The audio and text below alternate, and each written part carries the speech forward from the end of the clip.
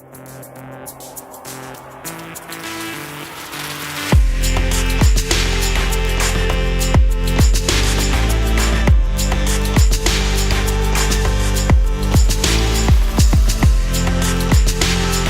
we expect from our leaders at all levels has changed. The leadership styles of yesterday don't necessarily work today. There is a leadership problem out there. There's a big generational gap between the type of leaders that we have and what is needed. I think you've got to have a level and depth of knowledge, which is quite broad, but I think what people now are looking for is an ability to be able to be authentic and be able to communicate. Okay, what didn't surprise me, first of all, was the fact that leaders were valuing particular traits because our reward system's based on them. What was shocking was the followship, the fact that they weren't bringing the people along with them, so that disconnect. I think we now face a future that's much more challenging than the past that we've had. And I think what's now being called into question is actually how do we need to organise our businesses? What skills are actually going to allow us to succeed in the future? So I think we are in the dichotomy of running big businesses and trying to create and innovate at the same time.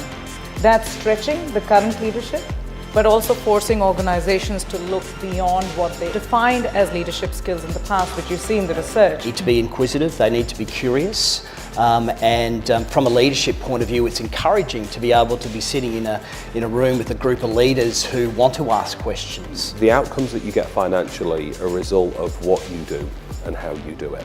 And if leaders can really step up, look forward, understand what's important to them now when they do well, but encourage that curiosity, embrace the challenges that we face, play the kind of game of the business that they've had and the game of the business that they may have into the future. You do need to balance that longer term thinking versus getting results and disruption and meeting consumer needs.